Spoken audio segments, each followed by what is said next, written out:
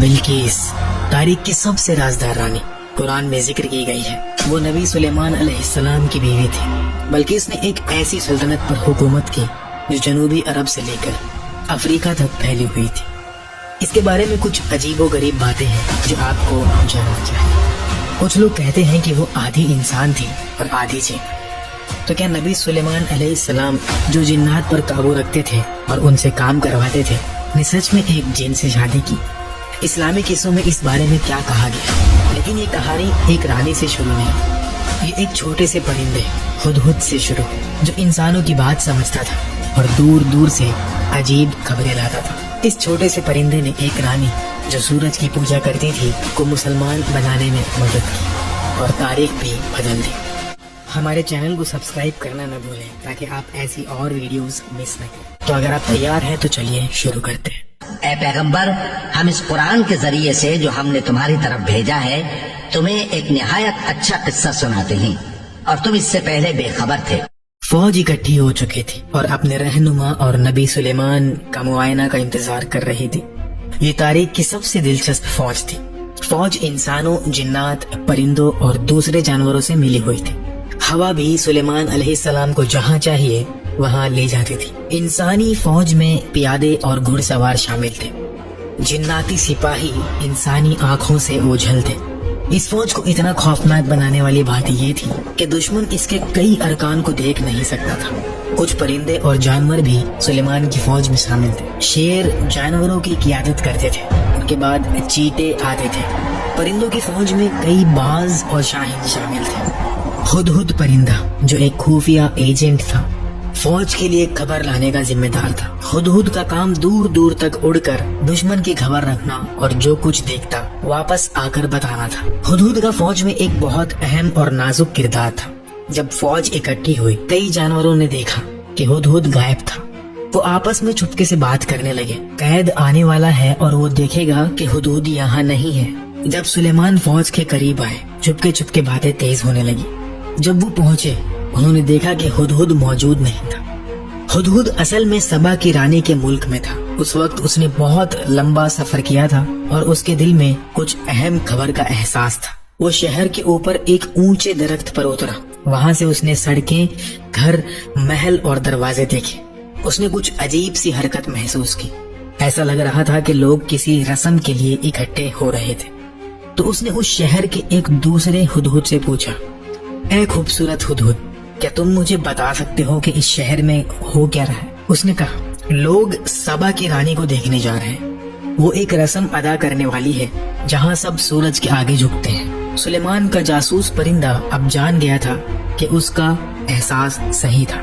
اس نے پہلے محافظوں کو دیکھا، پھر سپاہ سالاروں اور فوجیوں کو، اور آخر میں سبا کی رانی اپنے تخت پر نظر آئی۔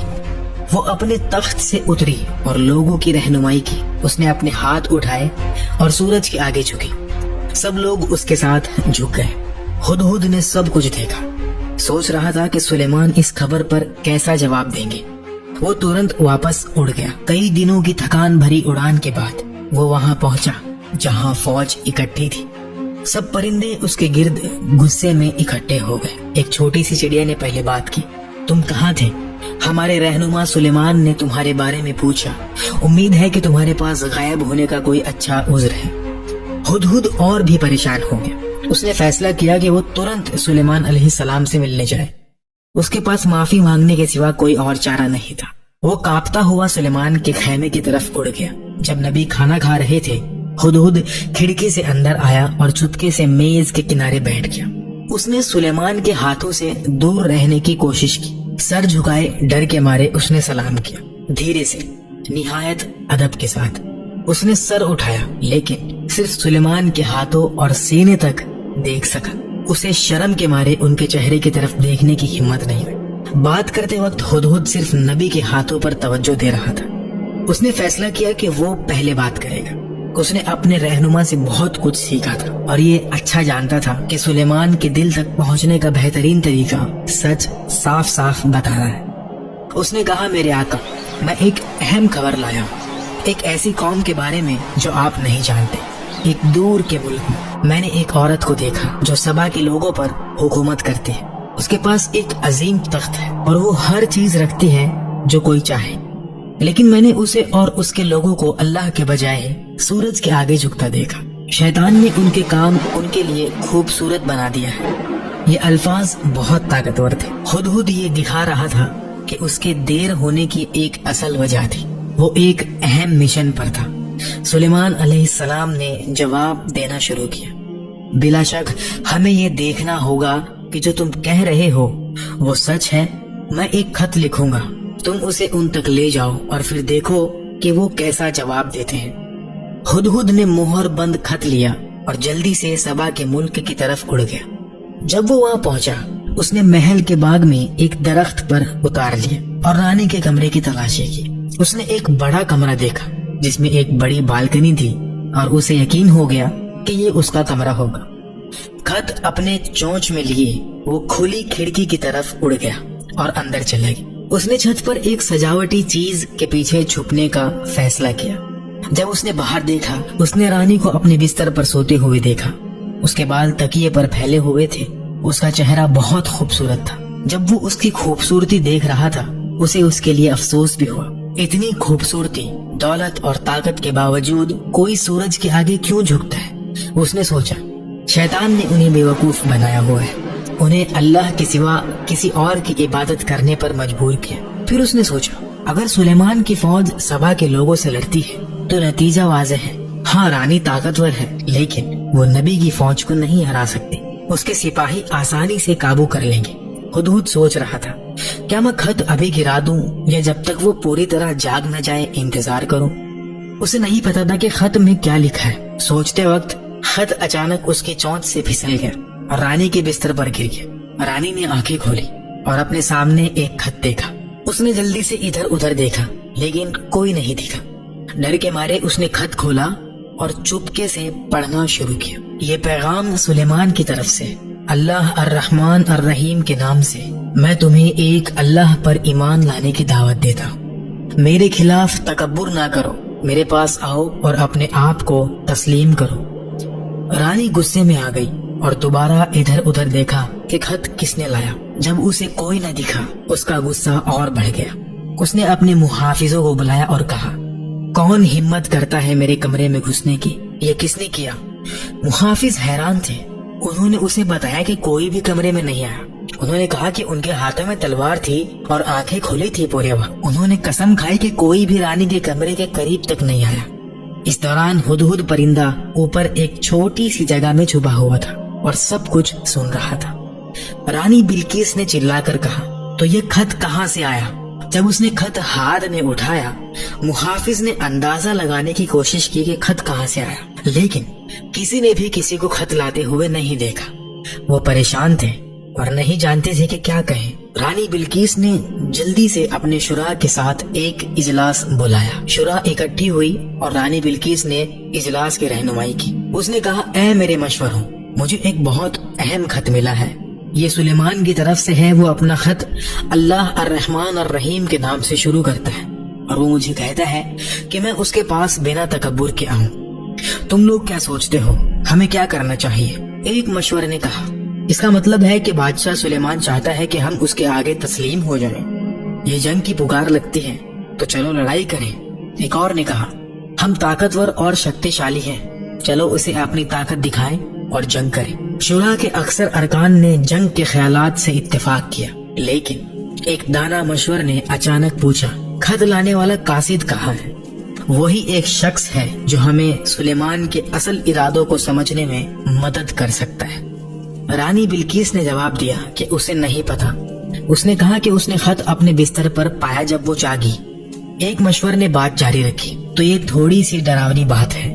میں تجویز دیتا ہوں کہ ہم انتظار کریں۔ اگر سلیمان ایسی عجیب اور طاقتور طرح سے خط بھیج سکتا ہے بنا کسی قاصد کے، تو جانے اس کی جنگ میں کتنی طاقت ہوگی۔ تو ہمیں انتظار کرنا چاہیے اور دیکھنا چاہیے۔ پھر رانی بلقیس نے کہا، جب بادشاہ کسی ملک پر حملہ کرتے ہیں، وہ سب کچھ تباہ کر دیتے ہیں اور شریف لوگوں کو کمزور کر دیتے ہیں۔ مجھے ڈر ہے کہ ایسے ہی کچھ ہمارے ساتھ ہو سکتا ہے، اس لیے میں تجویز دیتی ہوں کہ ہم قاصدوں کے ساتھ تحفے بھیجیں اور پھر انتظار کریں کہ کیا جواب ملتا ہے۔ کسی نے اظہار اختلاف نہیں کیا۔ तो उसकी तजवीज मंजूर हो गई। हुदहुद परिंदे ने पूरी गुफ्तगू सुनी। जब इजलास खत्म हुआ वो उड़ गया। सबा के मुल्क में ऐलान किया गया कि सोना और जवाहरात से एक तोहफा बनाया जाएगा, चाहे कितना भी खर्च हो, ये एक शानदार तोहफा होना चाहिए। उन्होंने रानी को कहा कि सुलेमान एक ताकतवर और डरावना शख्स है और सिर्फ एक बहुत कीमती तोहफा उसे खुश कर सकता है। उनका मुस्तकबिल उसकी रहमत पर मबनी था। मुल्क के कलाकारों ने दिन रात काम शुरू किया ताकि ये खास तोहफा बना सके। उन्होंने कई कीमती चीजों का इस्तेमाल किया। आखिर में तोहफा तैयार था। ये एक सोने का ट्रे था जिनके किनारों पर 2 भेड़िए सोने और जवाहरात से बने हुए थे। जब रानी बिल्किस ने ये खूबसूरत और कीमती तोहफा देखा वो बहुत खुश हुई। उसने अपने कासिदों को तैयारी करने और इसे सुलेमान तक ले जाने का हुक्म दिया। उसने अपने फौज के एक सिपा सलार को भी भेजा ताकि सुलेमान की फौज की ताकत का अंदाजा लगाए। उसने अपने कासिदों से कहा, पता लगाओ कि सुलेमान असल में हमसे क्या चाहता है और उसकी फौज कितनी ताकतवर है। नबी सुलेमान अलैहिस्सलाम को रानी के इजलास के बारे में हुदहुद के जरिए पहले से पता चल चुका था। जब हुदहुद मुल्क की सरहदों के गिर्द उड़ रहा था उसने कासिदों का काफिला देखा और जल्दी से वापस उड़कर सुलेमान अलैहिस्सलाम को इत्तला दी। जो कुछ भी उसने सुना उससे सुलेमान को पता चला कि रानी तोहफा भेज रही है। उसे ये भी पता था कि उसका असल मकसद उसके इरादों और फौजी ताकत का पता लगाना है। तो सुलेमान ने हुक्म दिया कि उसकी फौज तैयार हो और रानी के कासिदों के इस्तकबाल के लिए सफ बंधे। उसने कुछ आदमी भेजे ताकि उनसे मुलाकात करे। नबी सुलेमान अलैहिस्सलाम का एक ही मकसद था, मैं चाहता हूँ कि वो मुझसे मिलने से पहले ही शिकस्त महसूस करे। रानी बिल्किस के कासिद अचानक एक बड़ी फौज के सामने आ गए। उन्होंने सिपाहियों को गिनती करना शुरू किया और ये लिखना शुरू किया कि फौज में क्या क्या शामिल है। उनके हैरत की इंतहा न रही जब उन्होंने देखा कि सुलेमान की फौज सिर्फ इंसानों से नहीं बल्कि शेरों, चीतों, हाथियों, परिंदों और दूसरे जानवरों से भी बनी हुई थी। उन्होंने ये भी देखा कि फौज हवा के जरिए एक जगह से दूसरी जगह सफर कर रही थी। उनकी आंखें बड़ी हो गई और मुंह हैरत से खुल गए। ये फौज ऐसी थी जैसे उन्होंने कभी नहीं देखी थी, शानदार और डरावनी। यह वाज़ेह था कि वो ऐसी ताकत के खिलाफ कभी नहीं लड़ सकते। जब उन्होंने देखा कि कुछ हथियार अपने आप हरकत कर रहे थे उनका डर और बढ़ गया। वो एक दूसरे की तरफ देखते हुए घबराहट में पूछने लगे, ये क्या है? जो अफसर उन्हें देख रहा था उसने पुरसुकून जवाब दिया, ये सिर्फ जिन सिपाहियों का एक छोटा सा गिरोह है जो अपनी सुबह की मश्क कर रहा है। कासिद हैरान हो गए और सुलेमान से मिलने के लिए और भी बेचैन हो गए। लेकिन नबी सुलेमान अलैहिस्सलाम ने उनसे सीधा मिलने से इनकार कर दिया, बल्कि उसने अपने एक सिपा सलार को उनसे बात करने भेजा। अफसर ने उन्हें सुलेमान के महल में खाने पर दावत दी। जब कासिद इधर उधर देखते थे उन्हें अपने लाए हुए तोहफों पर शर्मिंदगी महसूस होने लगी। सुलेमान के शाही सल्तनत के जलाल और ताकत के मुकाबले में उनके तोहफे छोटे और गैर अहम लग रहे थे। फिर भी उन्होंने झिझकते हुए और शर्मिंदगी के साथ तोहफे पेश किए। अफसर ने तोहफे सुलेमान के कमरे में ले लिए, लेकिन कुछ ही मिनट बाद वो तोहफे वापस ले आया। उसने तोहफे मेज पर रखे और कहा कि नबी सुलेमान ने इन्हें कबूल नहीं किया। फिर उसने सुलेमान अलैहिस्सलाम का पैगाम सुनाया, क्या तुम सोचते हो कि तुम अपनी दौलत से मुझे मुतासिर कर सकते हो? जो अल्लाह ने मुझे दिया है वो उससे बेहतर है जो उसने तुम्हें दिया है। अपने तोहफे वापस ले जाओ। अगर मैं तुम पर ऐसी ताकत के साथ आया जो तुम तसव्वुर भी नहीं कर सकते तो मैं तुम्हें तुम्हारे शहरों से जलील करके निकाल दूंगा। कासिद डर गए। उनमें से एक ने अफसर से पूछा, सुलेमान हमसे क्या चाहते हैं? साफ साफ बताएं ताकि हम रानी को बता सके। अफसर ने जवाब दिया, सुलेमान सिर्फ एक चीज चाहते हैं कि तुम्हारी रानी और तुम्हारे लोग उसके आगे तस्लीम हो जाएं, उन्हें समझ आए कि ये पैगाम अमन का था, लेकिन साथ ही एक साफ चेतावनी भी। तो कासिद रानी बिल्किस के पास सुलेमान के अल्फाज सुनाने के लिए वापस चले गए। जब कासिद पहुंचे रानी सो रही थी, लेकिन उसने अपने खिदमतगारों को कहा था कि अगर कासिद आए तो उसे तुरंत जगाया जाए। हालांकि वो उसे तंग नहीं करना चाहते थे। उन्होंने उसे जगाया। जैसे ही रानी बिल्किस ने आंखें खोली उसने कासिदों से मुलाकात की। उसने पूछा, बताओ सुलेमान ने जब तुमने उसे तोहफा दिया तो क्या कहा?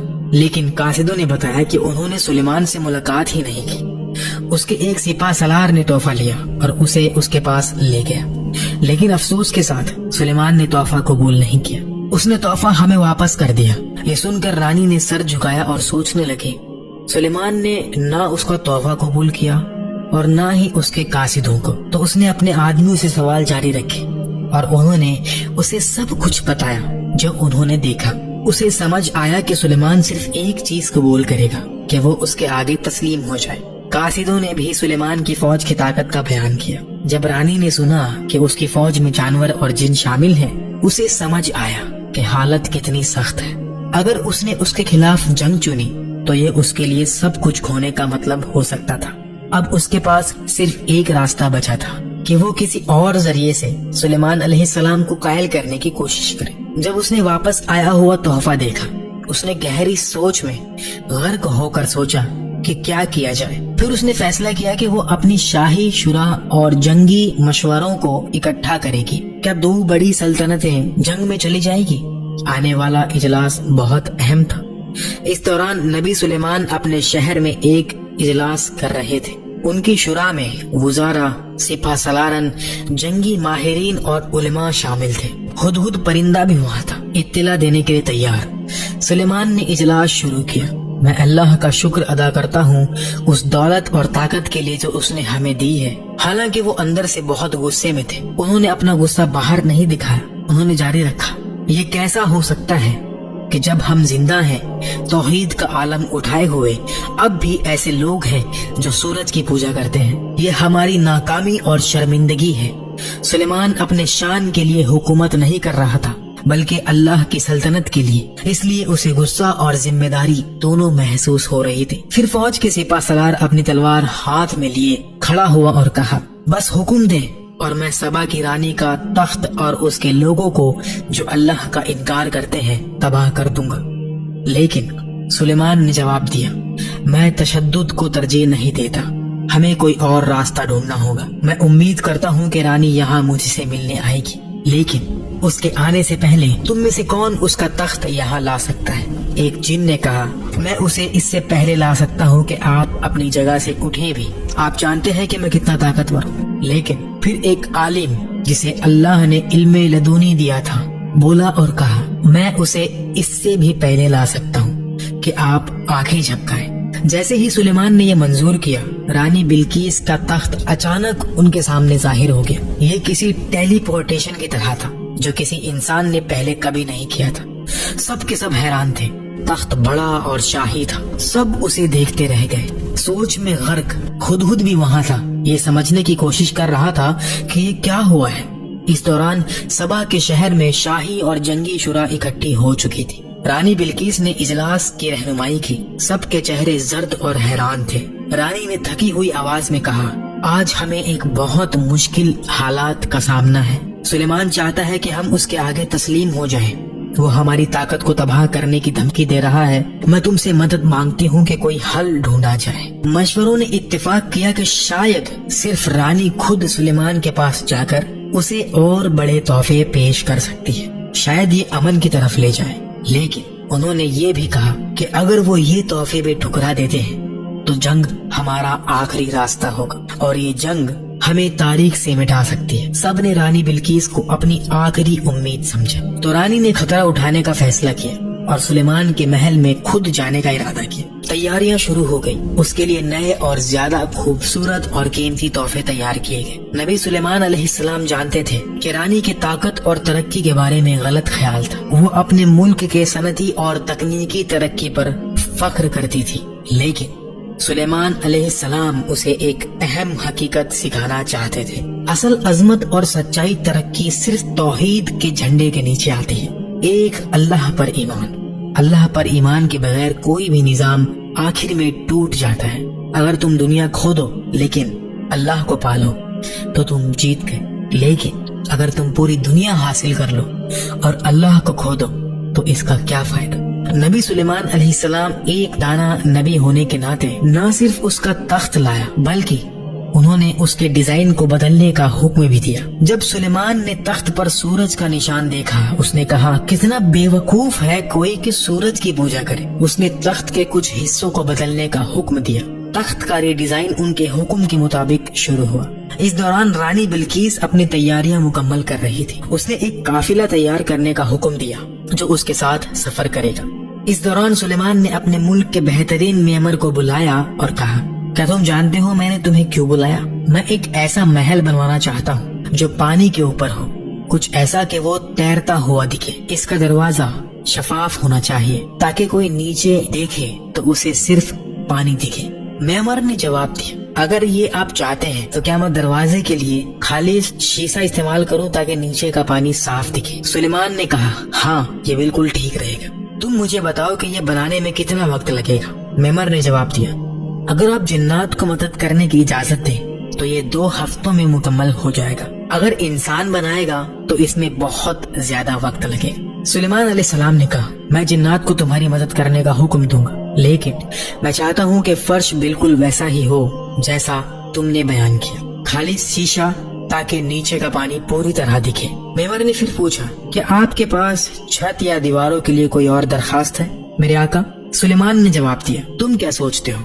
मेमर ने कहा, मुझे लगता है कि छत भी शीशे की होनी चाहिए, इस तरह धूप पानी पर चमकेगी और एक खूबसूरत मंजर बनाएगी। मैं ये भी तजवीज देता हूँ कि दीवारें आयनों से बनाई जाए। तो नबी सुलेमान अलैहिस्सलाम इस ख्याल से खुश हुए और तुरंत मेमर को काम शुरू करने का हुक्म दिया। मेमर ने महल बनाना शुरू किया। जल्दी ही ये शानदार इमारत पानी के ऊपर उभरने लगी। जब रानी बिल्किस सुलेमान के मुल्क के करीब पहुंची, हुदहुद उसके सरहद पर एक अफसर के साथ इंतजार कर रहा था। रास्ते में रानी ने अजीब चीजों को देखना शुरू किया। उसके कासिदों ने जो कहानियां सुनाई थी वो सच थी। ये मुल्क अजूबात से भरा हुआ था। जैसे जैसे वो महल के करीब पहुंची, उसकी हैरत बढ़ती गई। उसने सुलेमान की फौज का एक हिस्सा देखा और ये उसने देखी सबसे ताकतवर, डरावनी और गैर मामूली फौज थी। उसका डर और बढ़ गया। उसका दिल तेजी से धड़क रहा था और उसे सांस लेने में मुश्किल हो रही थी। ये ताकत इंसानी नहीं लगती थी, इसके पीछे कोई इलाही ताकत होनी चाहिए। अब ये सब देखकर उसे अपने मुल्क की अजमत और तरक्की पर शक होने लगा। जब वो शहर में पहुंची, उसका एतमाद हिला हुआ था। उसका तकब्बुर और खुदी टूटने लगी। उसका डर धीरे धीरे हैरत में बदलने लगा और बहुत जल्दी वो सुलेमान के बनाए हुए शानदार महल में कदम रखेगी। जो मंजर उसने देखा वो उसने पहले कभी नहीं देखा था। सुलेमान की सल्तनत सिर्फ दौलत और जलाल से नहीं बनी थी, ये अजूबात और कला के तफसीलात से भरी हुई थी। सोने के सतून, कीमती पत्थरों से सजाए हुए दरवाजे और हर कोने में हाथ से बनाई हुई कलाकारी ने उसकी आंखों को चमका दिया। लेकिन सबसे जबरदस्त हिस्सा सुलेमान के महल का दरवाजा था। ये शीशे का बना हुआ था जिसके नीचे साफ पानी बह रहा था। ये इतना चमक रहा था कि ऐसा लग रहा था कि ये एक गहरा तालाब है। जब रानी बिल्किस धीरे धीरे महल की तरफ चली, उसे लगा कि फर्श पानी है, तो उसने अपनी पोशाक उठाई ताकि गीला ना हो और उस वक्त उसकी टांगे जाहिर हो गई। अब हम इस कहानी के सबसे राजदार हिस्से पर आते हैं। कुछ पुराने शरीयत के मुताबिक सुलेमान के शीशे का फर्श बनाने की एक खुफिया वजह थी। ये सिर्फ खूबसूरती या नुमाइश के लिए नहीं था, ये एक इम्तिहान था, क्योंकि एक नबी होने के नाते जो जिन्नात पर काबू रखता था, सुलेमान को कुछ छुपी हुई मालूमात मिली थी। कुछ अफवाहें थी कि बल्कि शायद मामूली इंसान नहीं थी। कुछ लोगों का मानना था कि वो आधी इंसान और आधी जिन थी। तो नबी सुलेमान अलैहिस्सलाम जिन्नात की फितरत को बहुत अच्छे से समझते थे। उन्हें ये भी पता था कि जिन्नात के पांव अक्सर बालों वाले होते हैं, इसलिए उसने चमकते हुए शीशे का फर्श बनाया जो पानी जैसा दिखता था, ताकि बिल्किस अपनी पोशाक उठाए।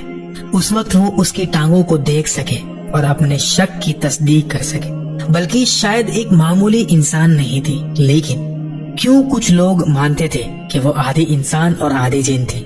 कुछ किस्सों के मुताबिक बिल्किस एक इंसान और जिन के इत्तेहाद से पैदा हुई थी। एक रिवायत के मुताबिक उसकी माँ एक इंसानी रानी थी और उसका बाप एक इफरित था, एक ताकतवर जिन। इसलिए बिल्किस में इंसानी खूबसूरती और कुछ जिन जैसी जिस्मानी खुसूसियत थी। कुरान इस बात को साफ नहीं करता कि बिल्किस इंसान थी या जिन। हबशी नुस्खों में उसे जिन के असल के साथ नहीं दिखाया गया, बल्कि उसे एक दाना और रूहानी इंसानी रानी के रूप में दिखाया गया है। ये किस्से उसकी जनाई और पाकीज़गी पर ज्यादा तवज्जो देते हैं, न कि उसके जिस्मानी खुसूसियात पर। तो इस्लामी शरीयत क्या कहती है? اکثر اسلامی علماء اس بات پر متفق ہیں کہ بلقیس انسان تھی.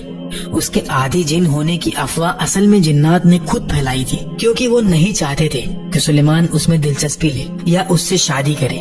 جنات کو ڈر تھا کہ اگر سلیمان کا بیٹا پیدا ہوا تو وہ اپنے باپ کی طرح حکومت کرے گا اور انہیں دوبارہ خدمت کرنے پر مجبور کرے گا. اس خفیہ علم کے ذریعے جو سلیمان علیہ السلام کے پاس تھا، وہ سلیمان کے لیے نہ چاہ کر بھی خدمت کرتے تھے اور امید کرتے تھے کہ اس کے بعد وہ آزاد ہو جائیں گے.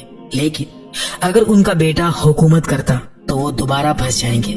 اور اکثر جنات جھوٹ بولنے کے لیے مشہور ہے. نہ صرف سلیمان کے وقت میں بلکہ ہر دور میں نبی سلیمان یہ بات بہت اچھا جانتا تھا، اس لیے اس نے یہ حالت پیدا کی تاکہ یقین ہو سکے. اور جب اس نے بلقیس کی ٹانگیں دیکھی اور دیکھا کہ وہ معمولی انسانی ٹانگیں ہیں، اس کا شک دور ہو گیا. جب وہ شیشے کے فرش پر سے گزری، سلیمان کو یقین ہو گیا کہ وہ انسان ہے. پھر اس نے اسے تخت دکھایا. رانی بلقیس بہت حیران ہوئی. سلیمان نے پوچھا، کیا یہ تمہارا تخت ہے؟ بلقیس نے غور سے دیکھا. اسے نہیں پتا تھا کہ کیا کہے. یہ بالکل اس کے تخت جیسا تھا، لیکن اس میں کچھ تبدیلی تھی. آخر میں اس نے کہا، یہ اس کے بہت قریب ہے. تخت کے نیچے سلیمان نے ایک پیغام رکھا تھا، ہم ان میں سے ہیں جو اللہ کے آگے تسلیم ہوتے ہیں. جب بلقیس نے اور غور سے دیکھا، اسے احساس ہوا کہ یہ سچ میں اس کا اپنا تخت تھا، جو کسی طرح اس کے محل سے اس کے آنے سے پہلے یہاں لایا گیا تھا اور اسے بدل دیا گیا تھا. یہ اللہ کی طرف سے سلیمان کو دی گئی بڑی طاقت کا ایک اور ثبوت تھا. رانی بلقیس گہری سوچ میں غرق ہو گئی. جتنا وہ سوچتی تھی اتنا ہی اسے احساس ہوتا تھا کہ اس کے لوگوں کے عقیدے کتنے کمزور اور بے وقوفانہ تھے. سلیمان علیہ السلام کی دانائی اور منطق کے مقابلے میں اس دن اسے کھانے پر دعوت دی گئی. نبی سلیمان اس کے بغل میں بیٹھے اور اپنے خیالات کا اظہار کرنے لگے. انہوں نے اللہ رب العالمین سب سے سخی، سب سے بلند کے بارے میں بات کی، جس نے سورج کو انسانوں کی خدمت کے لیے بنایا. انہوں نے کہا، بالکل ویسے ہی جیسے تتلیاں اور سوسان باغ میں اللہ کی خدمت کرتے ہیں، سورج بھی اس کی خدمت کے لیے بنایا گیا ہے. ایک انسان کا کسی دوسری مخلوق جیسے سورج کے آگے جھکنا انسانی عقل کی توہین ہے. رانی بلقیس کو پھر سمجھ آیا کہ جو سورج وہ پوجا کرتے تھے وہ شیطان کا بنایا ہوا ایک خوبصورت جال سے زیادہ کچھ نہ تھا. پہلی بار اس کے دل میں سورج کی چمک ہلکی ہوئی اور ایک نیا نور جو کبھی غروب نہیں ہوتا اس کے اندر چمکنے لگا. تبھی اس کے مشور آئے اور بولے، جلدی ہی سورج ڈوب جائے گا، یہ وقت ہے ہمارے روزانہ سورج کے آگے جھکنے کا. لیکن رانی کھڑی ہوئی اور بولی، اے بے وقوفوں، کیا تم اب بھی مانتے ہو کہ سورج پوجا کے قابل ہے؟ شیطان نے ہمارے پورے عقیدہ نظام کو ہمارے لیے خوبصورت بنا دیا. سلیمان کی بات سنے بغیر یہ جگہ چھوڑ دو. مشور ڈر گئے کہ کیا ہو سکتا ہے اور جلدی سے نکل گئے. پہلی بار رانی نے اپنے دل میں کچھ گرما گرم اور خوبصورت حرکت محسوس کی. رانی بلقیس کو احساس ہوا کہ اب وقت آ گیا ہے کہ وہ اپنے اسلام کے اقرار کو اعلان کرے. گہرے جذبات کے ساتھ اس نے قبول کیا کہ وہ ہمیشہ سے خود کو بیوقوف بنا رہی تھی اور وہ مسلمان ہو گئی. جلدی ہی سبا کے لوگ اپنی رانی کے پیچھے چل دیے. انہوں نے سورج کی پوجا چھوڑ دی اور صرف اللہ کے آگے جھکنا شروع کیا. اور یہ سب اس احساس اور آواز سے شروع ہوا جو ہدہد پرندے نے اس دن محسوس کیا تھا جب دوسرے پرندے آگے اڑ گئے تھے. یہ کہانی جو ہماری مقدس کتاب قرآن الکریم میں بیان کی گئی ہے ہمیں علم کی قدر، عالم کی عزت اور یہ بتاتی ہے کہ سچا علم اللہ کا تحفہ